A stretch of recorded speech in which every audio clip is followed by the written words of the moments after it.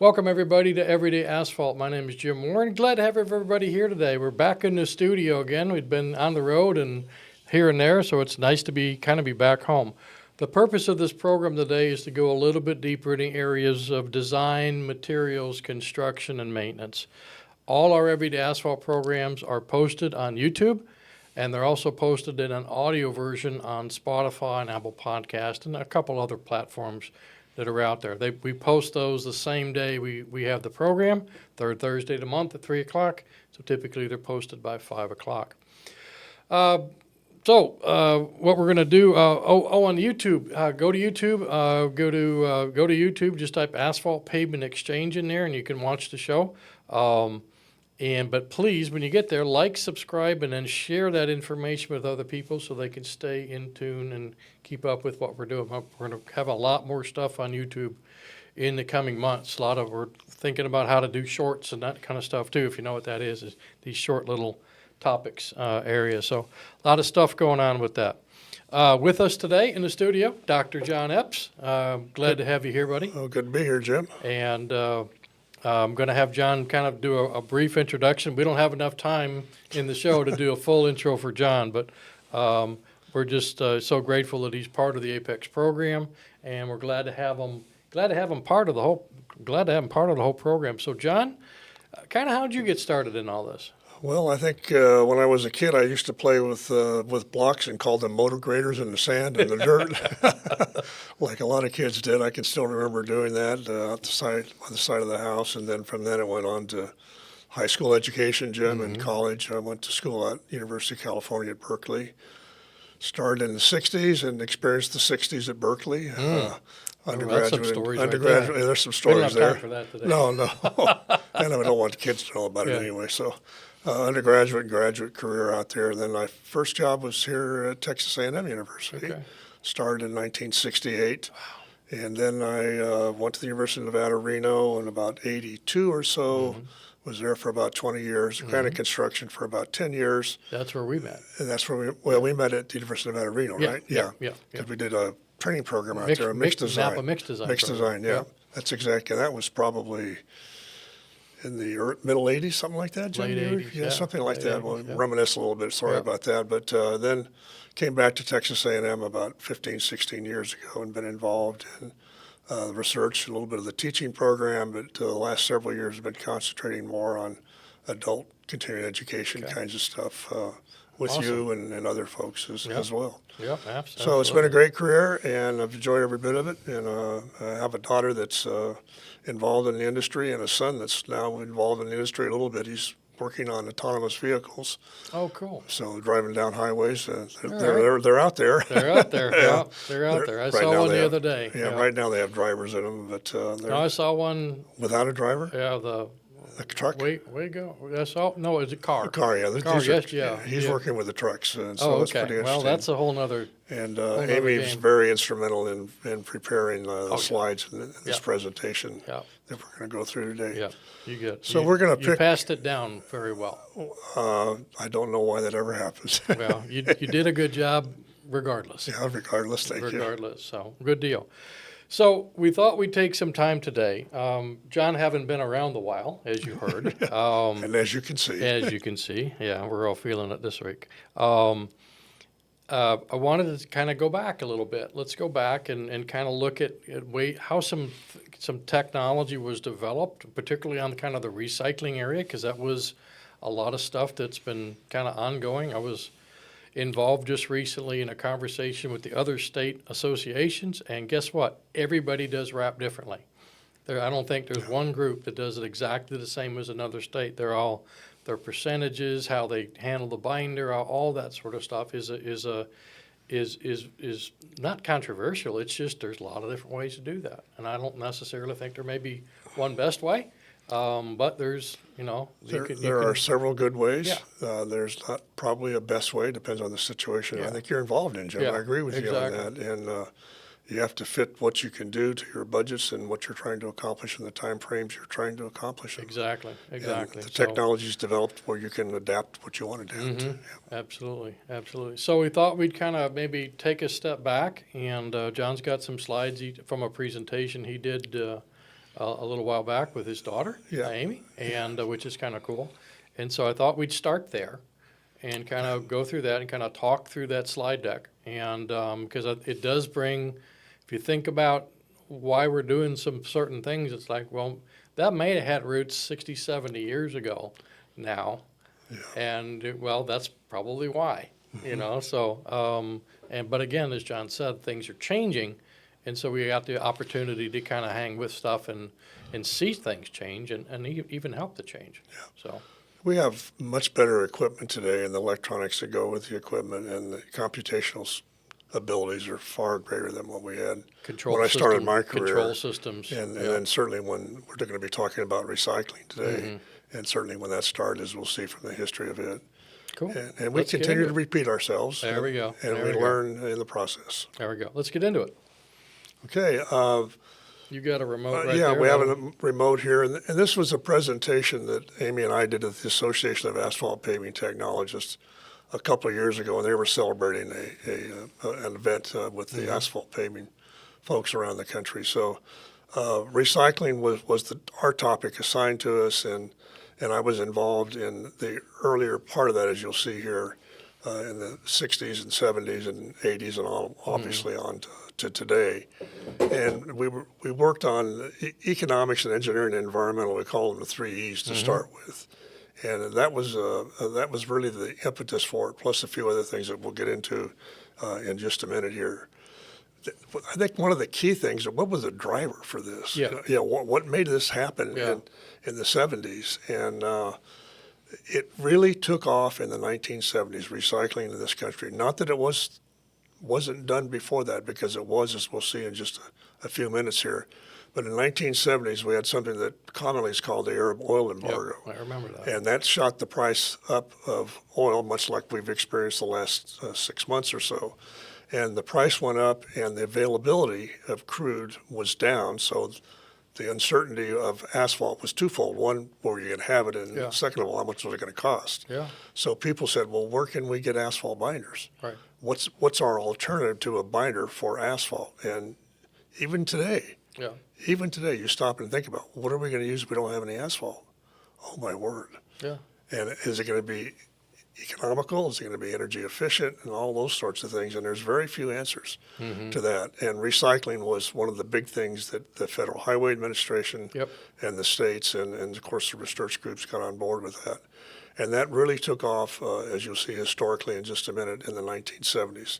That Arab oil embargo started in 73, and you can see the price increases here. The cost went up tremendously, and then that was followed by a big inflation period. So what happened to the states at that time was their budgets were this big in 1973, and the available funds for doing their work was this big because of inflation 10 Right. years later or Right. 5 years later. Right. And that sort of sounds familiar right now, too. It's a cycle. So these things It's are definitely a repeating cycle. itself. And, Yep. and about every 10 years, the business community in the world, the United States, creates some kind of an economic crisis to us. Seems to be. So we had the housing savings and loan failures, Yeah. and that was about 1990 or there, about 89 or 90. And then we had the big recession Yeah. that occurred in 2008, and there's a few other little bumps in between there. But there's something big that's going to happen financially with availability of money and inflation that we're going to be facing every 20 years. Yep. And that spurs the interest in how do you do things more effectively, efficiently. And As we should be thinking anyway. absolutely, all the time. 'Cause it's It's going like, to hey, happen. we got a lot of money, let's go spend a lot Let's of go money. spend a lot of money. We can do that. I still got money in my pocket. We can still go out some more. It's like, no, let's try to do it right. That's right. And because these are public funds, right? These Absolutely. are, it's not like, I got $20. It's Yeah. like, hey, we got $20 and Yeah. we want to spend it right. I don't know if Jim, or you remember, maybe you had a mortgage on your house somewhere in the, Oh, yeah. in the late 70s, early 80s, and I A think the little bit one, later than that. Yeah. yeah, the one I had was 14% for a Yeah. while. I've talked to other people. Yeah, and people are complaining about 4% and Or 5%. 5%, yeah. And now of course it's higher Yeah. than that. But so that's real, and it impacts the budgets, and it impacts what we do. It's just the way it is. How much money you have to actually do stuff. That's right. Yep. So these are the cycles that the crude oil prices have gone through. Obviously, they've shot up in the last several months, and when that's going to be solved, we really don't Okay, so we looked at the economic advantages, the environmental benefits, and engineering performance of recycled materials. Those are the three E's that really started this thing. And you're You're trying to sort of balance those Yeah. in a way. Yeah. And again, the big driver was, were we going to have crude oil, how much we were going to have, were we going to have asphalt? Because we needed asphalt to maintain our transportation systems. It was vital to the economy of this country. So if you didn't have a lot of it or didn't have any at all, what were you going to do? And the answer was recycling, at least part of the answer. Yep. And so that really stimulated this thing. And then you say, well, how do we use this material? Can we use it from an engineering point of view? Are we going to have more cracking problems, more rutting problems, more durability problems, and all those sorts of things? And so that's sort of the center of what we did in terms of research. And then the environmental part of it was kicking in the 70s as well. Oh, for sure. And it's has continued to this day, as it well should. And we need to answer the bell on the environmental issues. And we should. I mean, we should be good stewards. Yeah, you know? absolutely. If we're if we're trying to dump a product that actually has value, shame on us. Yeah, that doesn't make sense. You know, does it doesn't make sense. No, And not so at we all. should be trying to, but we don't, obviously we don't want to create a problem, fix one problem and create another problem. That's right. And we see that sometimes when people are trying to recycle some of their stuff into asphalt, other than binders, Yes. right? And so it's like, well, let's make sure we're in balance. If we use this recycled material over here into our asphalt, can we recycle it the Again. next time? Yeah, That's we've- really we've what had- you're alluding to And there. that's come up a couple times. Yeah, and sometimes you can't. You can't. You can't. And Not, so not with present day It equipment. fixes anyway. their problem, but now creates a problem for a the problem for the whole industry. United States, because now this stuff's spread all over the place. Right, So, yeah, it's an ongoing and that's- issue. and that's happened. That's gone on. It has happened, and we're trying not to let it ever happen again. Yeah, so, right. Good luck on that one. Yep. So some of the concerns and drivers of why we started the recycling was the price of the asphalt binder availability, the energy concerns, the climate, limited funds, and inflation, like we talked about. And those were present in the 70s, they're present in the 80s, and they're present today. And those things are just going to repeat themselves. I think from one time of to the other time. things you're talking about today on that last slide is like you got plus aggregate. Now Yes. we're starting to see in many areas, due to the growth, Yes, well, now we've got a subdivision on top of a resource, a quarry potential, or we have people building subdivisions next to a quarry who are complaining now about noise and dust and that kind of stuff. And so it is limiting in many areas around the country where we're getting our aggregate from, and we have specific requirements for certain types of aggregate, for certain types of mixes. that's right. And we've had that discussion. I think you were on here one time before. We're talking about SAC A. Yes. And so Availability of aggregate. that's a big deal. And so if we can recover that material and call it what it is, and there's an effort ongoing for that, Yes. that helps us then create another source of course. material that doesn't have to be shipped in from 200 miles away Or further. or further. Yeah. Exactly. So I think Yeah. it's not just about the binder.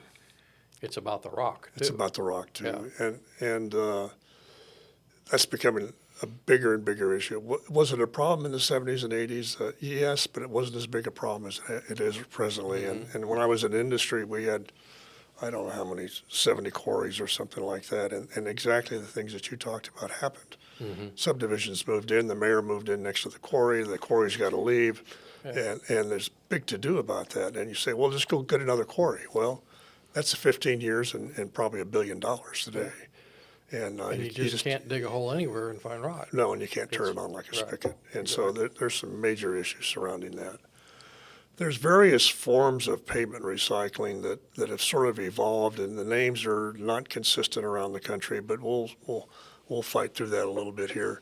There's some forms of cold recycling and hot recycling. By hot, I mean during the construction process, we're heating the materials up. And by cold, I mean we're really not adding significant heat to the process. And so we have central plant hot recycling operations, and they dominate in terms of tonnages of what we're doing today, and we'll talk about that some in detail. And then we have hot in-place recycling, which has been around for quite a while, and we'll look at some pictures of that before we're through. Again, hot in-place is not as big of a deal as hot central plant, but maybe it has a place in our bag of tricks, and we need to keep associated with it. Yeah. In the cold area, we have the central plant cold recycling, and we have an in-place forms of those. There's really two in place forms. One is the full depth recycling. We'll define it a little bit more in depth. And then there's partial depth, cold in place recycling. So those are the major forms that we're looking at. And here's sort of a history. And nothing's new in this world, it doesn't seem like. Somebody already thought about it and did it. At some point, Yeah. or some form. I've rediscovered something I don't know how many times in my life. There you go. And you can see in the literature before 1910, 1900 and 1910s, hot central plant recycling. Really? Yeah, Okay. and it was in a NAPA publication, Okay. National Asphalt Pavement Wow. Association, where I picked it up. And then the cold in place operations really sort of started when we were converting a lot of the rural roads and near urban area roads from gravel and maybe limited paved surfaces into higher traffic volume facilities. And at the same time, the use of stabilizers, lime, cement, asphalt became pretty Started coming popular. on. So all Okay. those merged together at that time, and cold in place recycling really was born at that time Okay. in fair quantities. In the 30s. In the 30s, yeah. Okay. Wow. And then we redid that, of course, again. And then the hot in place recycling, you can see some early literature in the Los Angeles basin and also in some other areas of the country in the 1950s. So it's been around a while, and all of these techniques that we just briefly introduced to you have improved in terms of their equipment and technology associated with them. So we're getting better and better performance out of those materials. And that will continue to happen as technology develops. I see that happens. But the 70s from our lifetime, Jim, and most people's who probably are looking at this program, really took off in about 73, 74. And then it continued very, very strong through the early 80s. And then it took a little dip. The interest waned a little bit, and then had another little inflation kick and availability of resources financially, and it kicked off again. So we'll see cycles of that going through. There'll be more and less emphasis on it. I suspect there's probably going to be pretty good emphasis the next 5 years or so because of the economic cycle that we're in. So the states were involved. Everybody was involved. The Federal Highway Administration had a massive program. Yep. And that was probably, I think, one of the most successful programs that I know about that the Federal Highway Administration has led. Okay. And they truly led that. I remember Doug Bernard. I threw a few names out. I mean, absolutely. he was just spectacular in what he was able to He do was and a get driver. accomplished. A driver, and Yeah. he got people together, worked together, et cetera. And then the National Cooperative Highway Research Program is the state's funding for the research, and there was a significant number of projects and a few projects still coming out on this area. And then obviously the state highway authorities did a lot of work as well during that period. Industry really stepped up. They did a lot of equipment development, a tremendous amount. We're going to look at a few of the key things that came out on that. And then the National Center for Asphalt Technology came along, the Transportation Research Board, other research organizations and universities contributed a whole lot of this too. But the expert task groups from the Federal Highway Administration, there were several of them, were very key in this whole process in their demonstration projects. If you look back on the number of papers in the lower right-hand part of the screen that you'll be seeing, there were 0 papers on recycling up to 1974 in the Association of Asphalt Paving Technologists. And that goes back over 100 years. Yeah, it's 100 years old now. And that's a good point. It's a good group. If you ever Yeah. want to get involved in something, but that gets deep. That gets in the weeds. They They get get in the weeds. There's weeds, and then there's weeds. Weeds. And then you can But see. that comes, some of that begets some of these early ideas, then that end up getting rethought or refined and expanded on, and gives people kind of a chance to kind of talk through some stuff. It does, and it exchanges a lot of ideas, Yeah. and it reflects, this timeline you see here reflects when recycling became important again to us. I mean, you can pick it out from the number of papers that were published in that period. Yeah. I think Is it stuck? There we go. Okay. okay. So a little bit of history. I got a few shots in here. There were some hot milling machines that heated the pavement up and milled it. They were used a little bit in the United States, not a lot. The top right one came out of England, Okay. and the bottom right was used here a little bit. And there's some warm milling operations that go on with the the hot in-place recycling operations now, some of the equipment. So this technology, while it didn't take off in great detail, it is still used. Okay. The device on the upper left here of your slide is a device that heats and planes the pavement. Yeah. And the device on the lower left is an equipment train that's been used down in the Arizona area. Mm-hmm. It heated the pavements out to the right of the lower left there, and then it scarified it with teeth. It would drag along. Right. And then they that was a loose mix, and they rolled it a little bit, and then they shot some recycling agent on it, and then they overlaid it. Okay. And then they'd had a pretty massive program of that down in Arizona for a while, and it performed quite well. Okay. And then you see the bottom right there is a piece of equipment that a company by the name of Cutler developed, and they have obviously iterations of this that are much better than they are today. Yep. And then you see the trains that you see in the upper right that heat and scarify, and they can get down to about 2 inches in depth, and recycling agents are added to those. The cold milling, this became a big deal. You can see the earlier devices in the top left and the bottom left, and a sort of a maintenance kind of a vehicle on the top right there. And then the large milling machines came out in the middle 1970s. 70s, yeah. Yeah, and the first one that I knew about, and it probably was the first one, we had a Federal Highway Administration expert task group meeting in Las Vegas, and they had a heater scarifier out there, and Bill Swisher, who was the CEO of CMI in Oklahoma City, says, I can do that.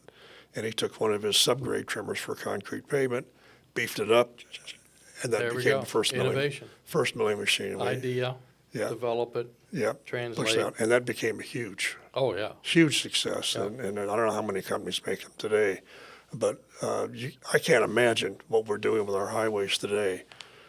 Without we got one right in front of us there. It was right there. Yeah, and they changed the way we do things. Absolutely changed. And without that, recycling wouldn't be what it is today either. It just wouldn't be. Yeah. So that's a big innovation, and that's the time frame.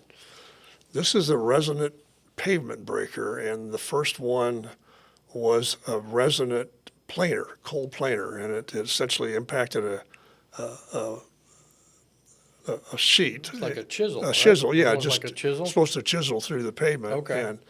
And it was demonstrated the first time that I know of in Reno, Nevada, on Frontage Road to the interstate there, and it destroyed itself. It didn't work well. So too much resonance. Too much resonance, I guess. It was a great group of people that were developing at that time, and they moved this over to a pavement breaker that you still see in use on concrete pavements today. Yeah. So there's just a lot of innovation that has happened through the equipment here.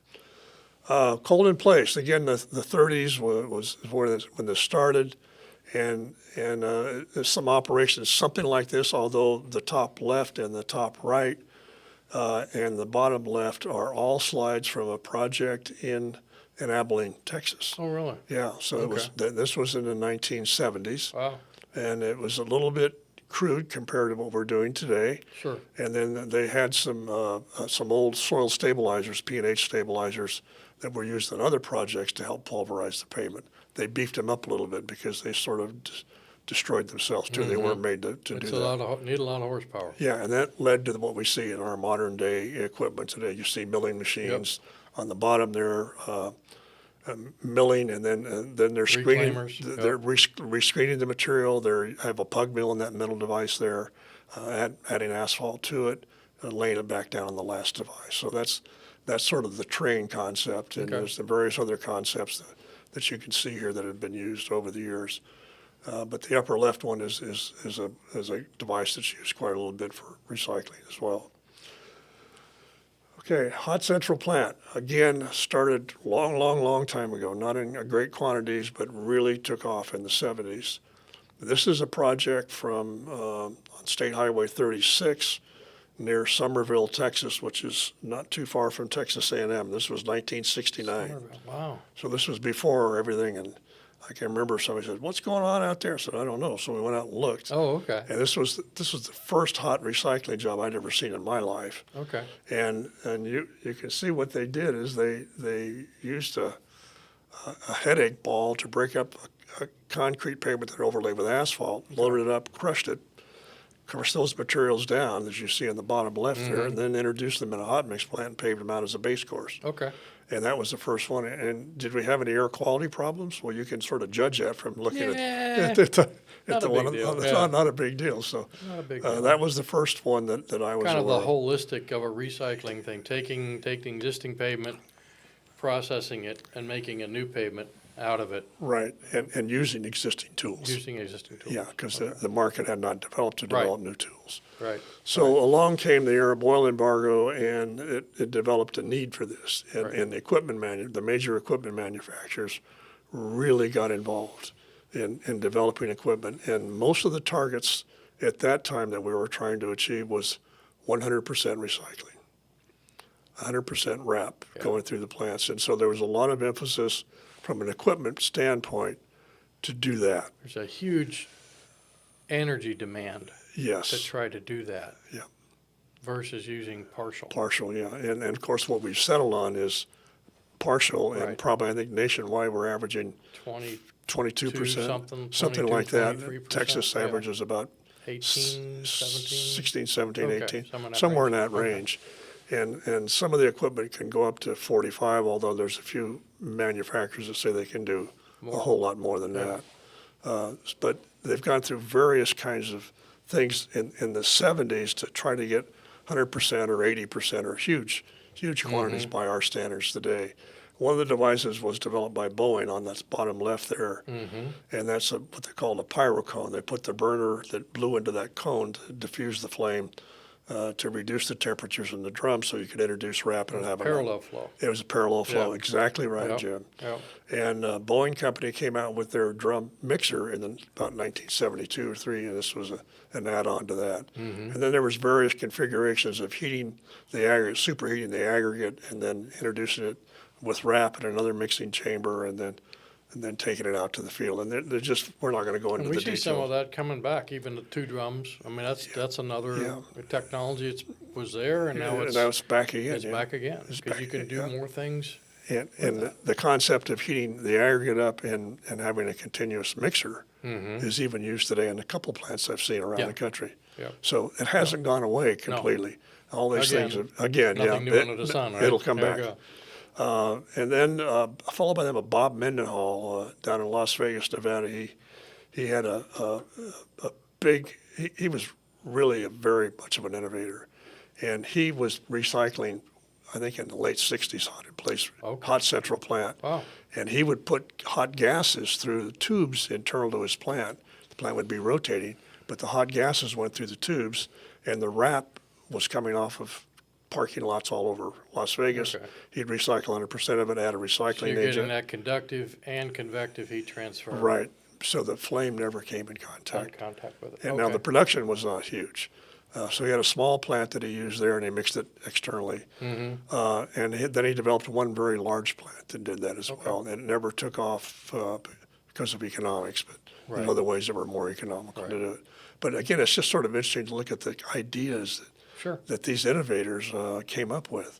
That's how you so figure stuff out. That's right. So we were That's it. superheating aggregates in our Okay. batch plants, various configurations that we'll not go into the detail of, and also in a couple of drums Mm-hmm. kind of thing. And those are not uncommon. Well, they're uncommon to see them today, but you still see these Okay. concepts as we discuss. So in the hot area, again, we have the hot central plant, which we've gone over. They have the hot in place, which you took a look at a little bit. There's 3 different forms of that are recognized. We'll not go into the details of those at all, but you can certainly find things on those. And Yeah. the cold, Texas does a lot of full depth recycling, and That's they're been doing, growing. It's been growing and growing. The cold in place is a terminology that we use to mean partial depth, which if we have an asphalt layer that's that thick, we're going to try to recycle. And we only go down that far in a cold process, Versus an FDR. which goes clear through the All whole the way thing. Yeah, and that's the differentiation between Okay. All right. between those two. Good to know. So then we have some central plant cold recycling also taking place. That's been growing. It's been growing In too. some other states, NCAT did a big study on that. Yeah, you're There's absolutely right. Maybe something there.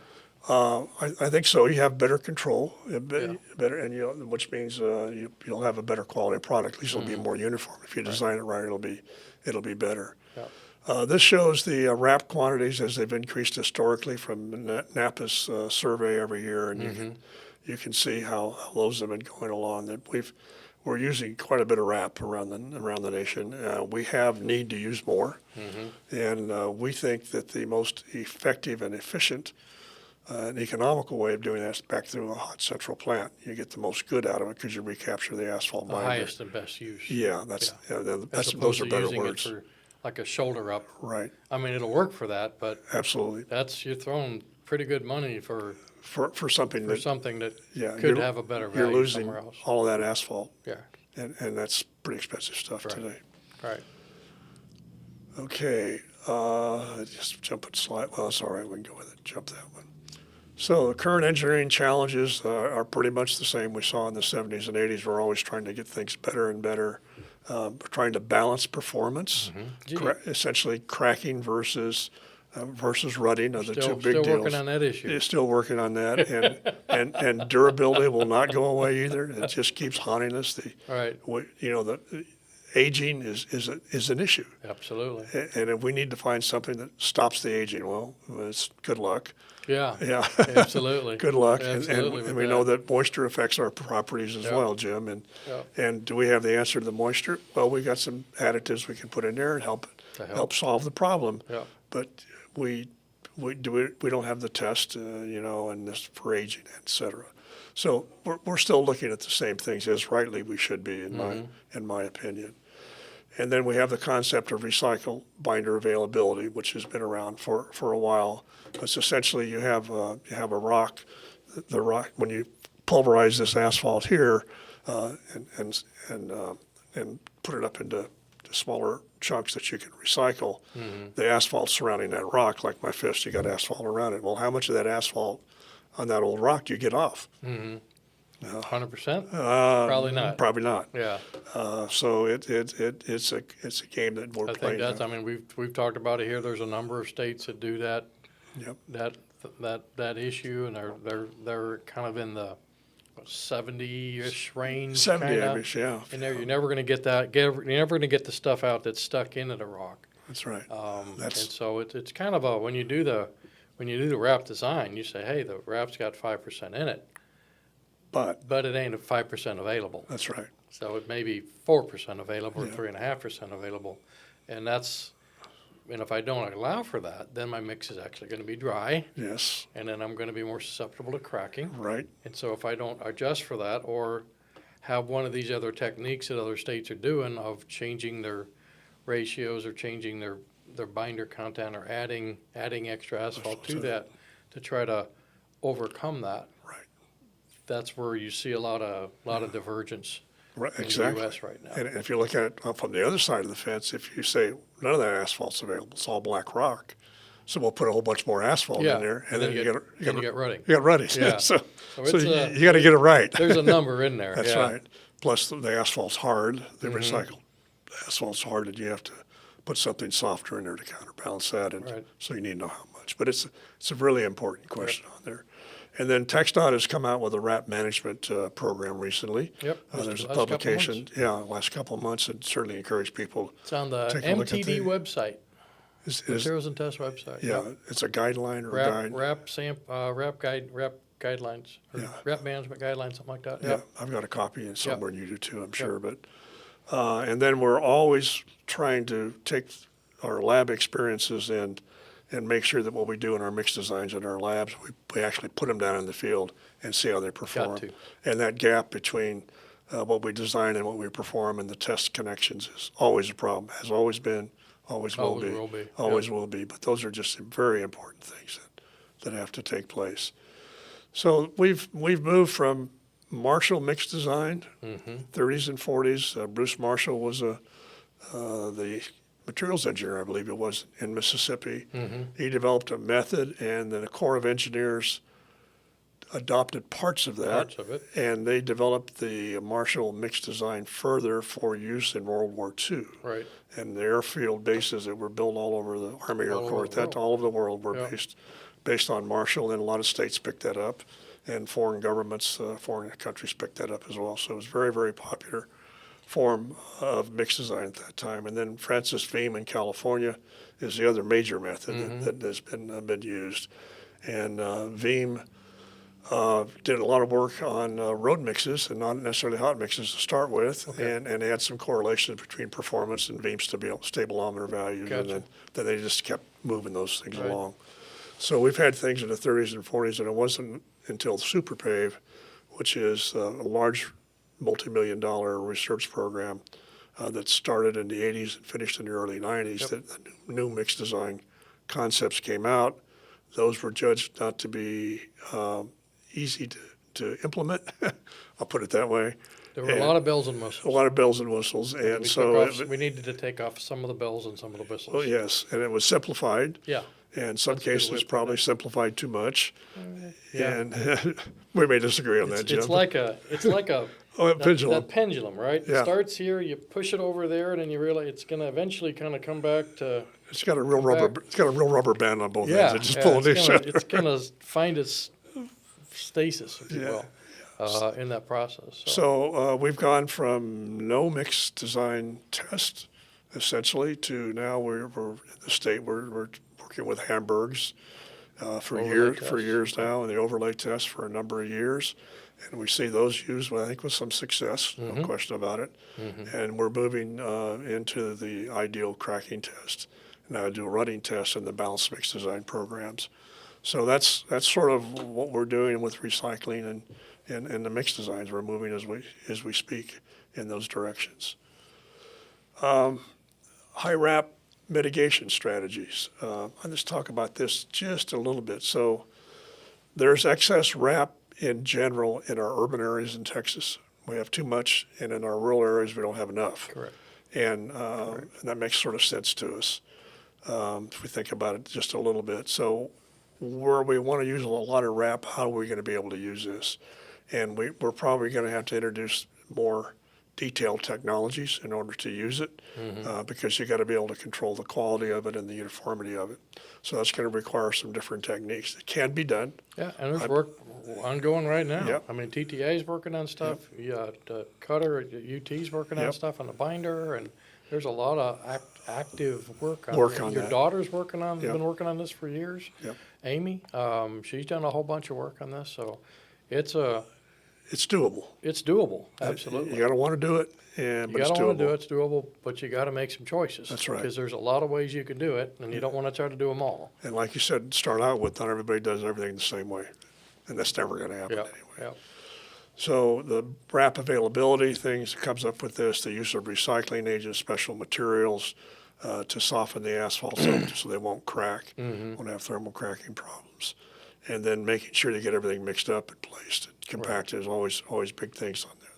So it'll probably be a combination of all these things that we're going to have to look at before. Yep. And we're probably going to have to understand the nature of the binder that we're using in our wrap and control it with our stockpile management programs and things like that.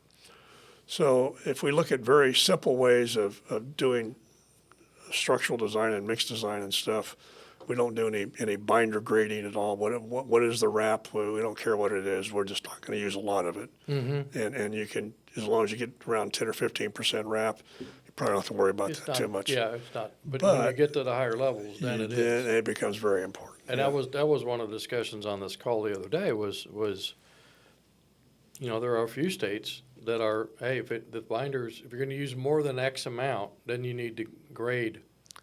Yes. Extract and grade the binder because they want to know what that impact is. Because now, proportionally, it's a greater percentage of the total binder. Right. And you gotta know. Otherwise, your total binder, if whatever percentage is going to come off the rock, and here where it gets kind of wonky, right? Is what's that going to do on a ratio of this is super hard and this is this? Where's the average going to be if it kind of all blends together? Yeah. And that's part of the. That's a big deal. It's a big deal. That's a big deal. Particularly when you get into high percentages. Right. So in my opinion, there's parts of Texas that the asphalt's hardened very, very rapidly. And if you're out in the western part of the states, a lot of solar radiation, a lot of dry, you're going to get rapid hardening. Plus, some of the sources of the asphalt historically were very, very prone to hardening. and they're our pavements. And so if we put 20% wrap in a pavement out there, it may not work real well. And our climate is not conducive. Without adjusting for it. Without adjusting where again, there's techniques we can adjust for. Exactly. That's Right. what you brought up Exactly. and said. So yes, you can do that. In other areas, you can use 10 or 15% all day long and probably not have to worry about it. So we just got to be smart about it and get it on, and that won't happen. So this is the National Center for Asphalt Technology test track, and there's a test track just like that in Nevada that we built a number of years ago, and a lot of stuff came out of that. We did an everyday asphalt a year or two ago with Buzz on the track. On the we track, actually drove around the track Yeah. in the rain. In It's the rain, raining that yeah, day. yeah. But talked about that. Phenomenal. These full scale tracks are phenomenal to actually learn stuff. Because you mentioned it earlier about, you got to go from the lab Right, to the roadway, and lab is 10 pounds, right. and the roadway is 10,000 tons. Tons, yes. And things don't necessarily scale the Exactly. same way, and you're making it differently, and you're dealing with naturally variable, aggregate and binder to some degree, and so you've got a lot of stuff going on. A lot of stuff. And that's why we need to test. Yeah. That's why we need to be testing in the field. And these tracks are expensive, but we spend, $12, $15 billion a year in Texas on hot mix, Yeah. or more when you A call lot it city more. and counties. Yeah. Yeah. So they're not all that expensive when you look In at the the big scheme of picture, things. as long as you can get better ways of doing it and extending the life. So the And test tracks are Texas is going to build one here in Austin, Austin. Yeah, it'll Yeah. be it's half a mile or something like that. something like that. Yeah, so it's a Saw smaller some version stuff of on it this. the other day, but The, they're trying to fit it into a configuration. Much like, hey, well, can we learn? Yeah. And so they're actually going to be looking, I think, a lot of the electronics and autonomous stuff, and Yeah. a lot of other stuff other than just the Just asphalt this. performance. Yeah. The track but, in Nevada, which was West Track. That West was Track. the first big one, right? yeah, that was Yeah, was a you were big deal. involved in that. Yeah, I was very involved. Very involved in it. You were. You were West Track So we had autonomous vehicles. back then. Yeah, you stop and think about it. Yeah. That's a long time ago, but it was a very simple form of one. We had essentially a wire antenna buried in the roadway and had operate off of that. Yeah. And we still had a few issues even with that. That's going to be turned into a state park, Oh, is it really? not the property around the track and the Okay. track Oh, itself. that's neat. So That's neat. that's news that just came out. Adam Hand just got a hold of us. Cool. I think we probably stop there, Jim. Okay. I think that the history of recycling it's been going on for 100 plus years.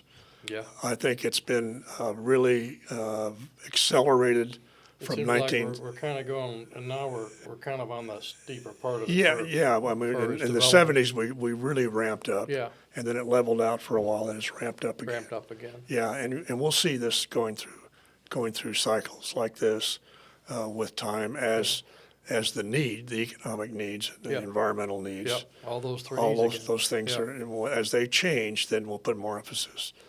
But we had a lot of equipment innovation in the 70s, and that was because of that Arab embargo, the inflation, and the need. Yeah. And just think of the cold milling machine, the drum mixers, Vibratory rollers. vibratory rollers. Yeah. I mean, there's some significant, Big change. plus all the recycling stuff. Yeah, all the stuff. And that has really, That has set the foundation for where we are today. yes, Yeah. yeah. Absolutely. That's my view of life. But No, I agree 100%. I mean, I was, maybe we're just old birds and we think that way. I don't know. You know, I was a kid I was in high school in the 70s, but, I remember in the late 60s and the early 70s, I remember them paving the street, Yes. in front of our house or just down the street, and watching a guy in the old three-wheel roller, the big three-wheel drum, Yes. with a little steering drum in the front. Front, yes. And I was just fascinated at So the time. that's where you got started, That's right? probably where I got it. I got. didn't I play got with- it- you didn't I play got with the blocks sniff out of in the asphalt. sand, huh? I did blocks. I did all. I had the Tonka trucks.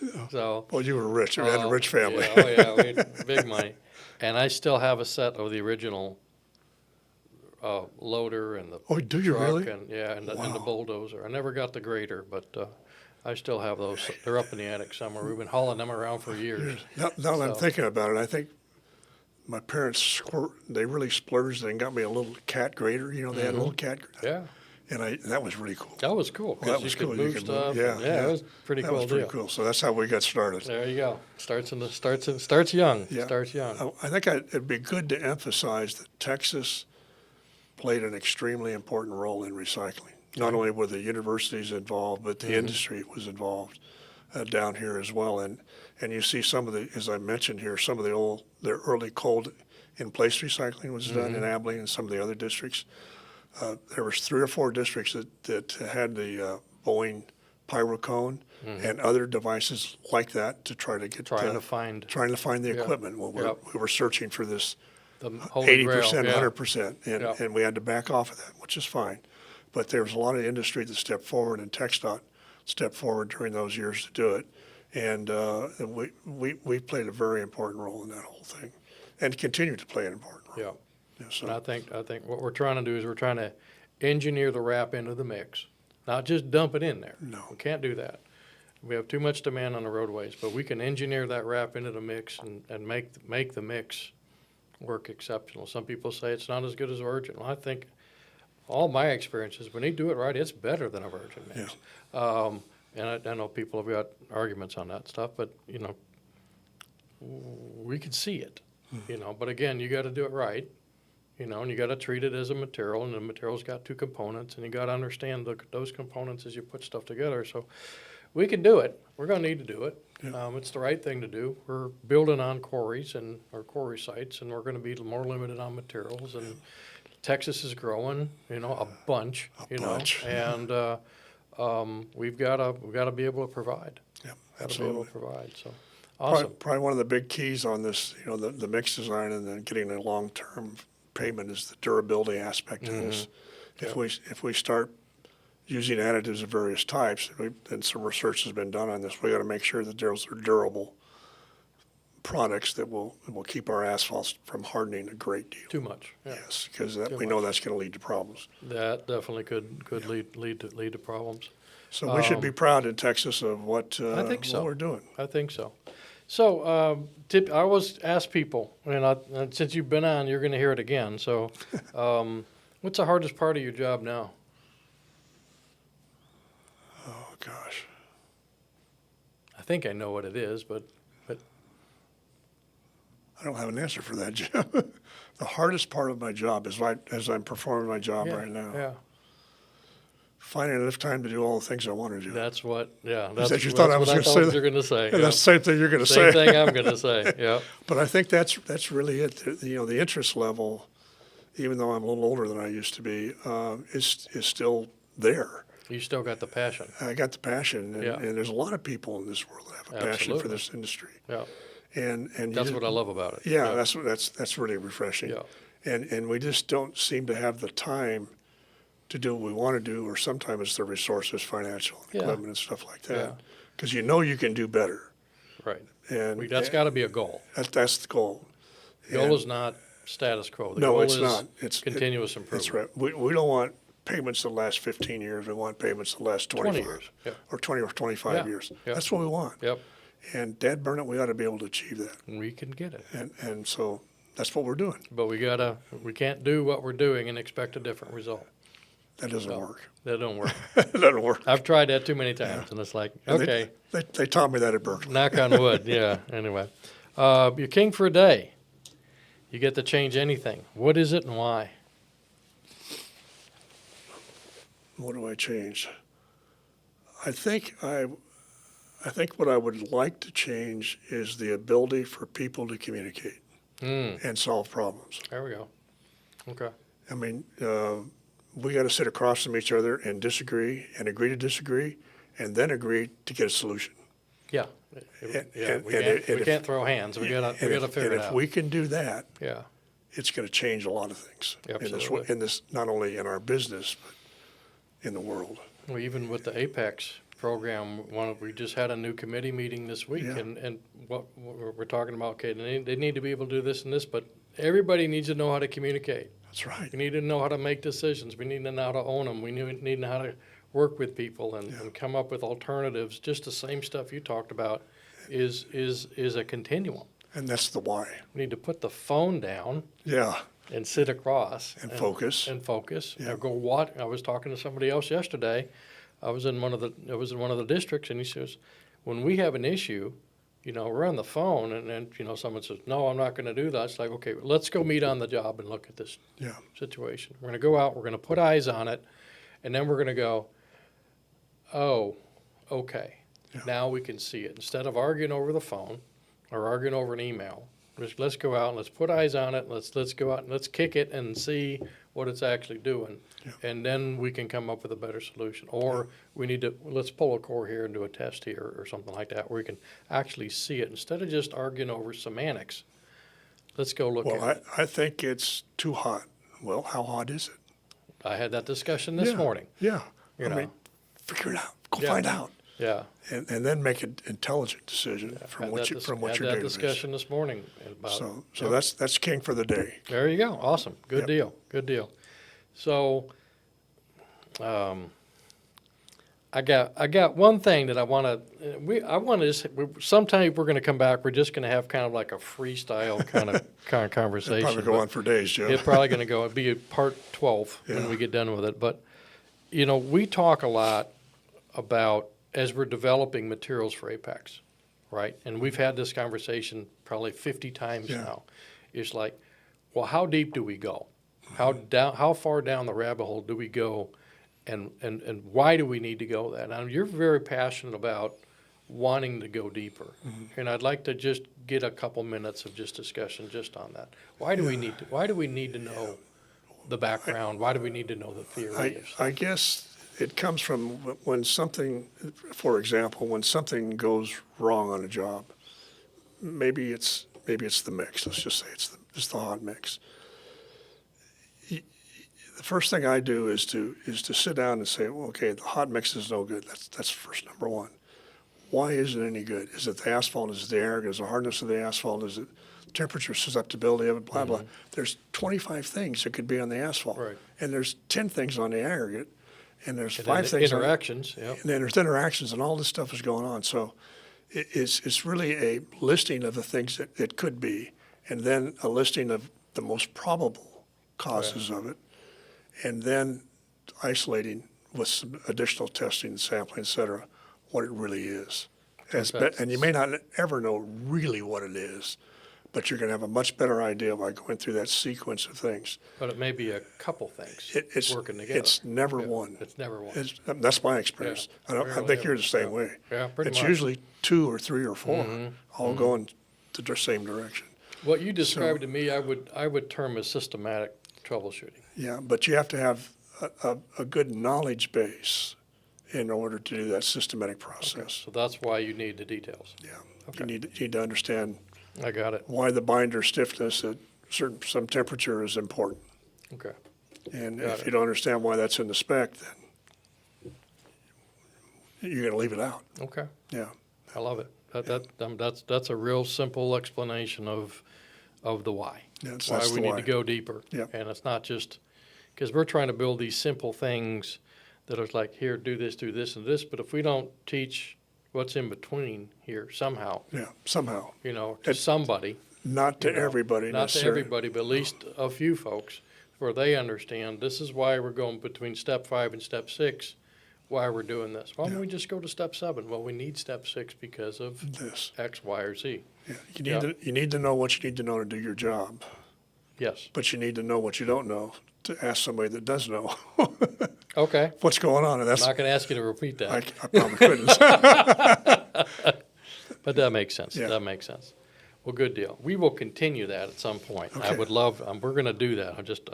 We got to find some time to do that. that. And I put it on our list of to-do list, which is pretty long. It's pretty long. All right. Well, that's our time today. Again, John, thank you so much for the always a time. pleasure. Appreciate you doing that. Just a reminder, these all these programs are posted on our YouTube site. You can go to YouTube and type in Asphalt Pavement Exchange and get it there. And if you're if you were live on this program, you'll get your PDH in the email. But you can also watch this, and you can please like, subscribe, and share. And you can also catch us on the audio channels as well. as you're driving down the road, you can listen to Dr. John and Jim What a day. talk What a day. about recycling. So awesome. All right, well, that's it for today. We'll see you next time on Everyday Asphalt, third Thursday, 3 o'clock. Be safe out there, ever forward. Take care.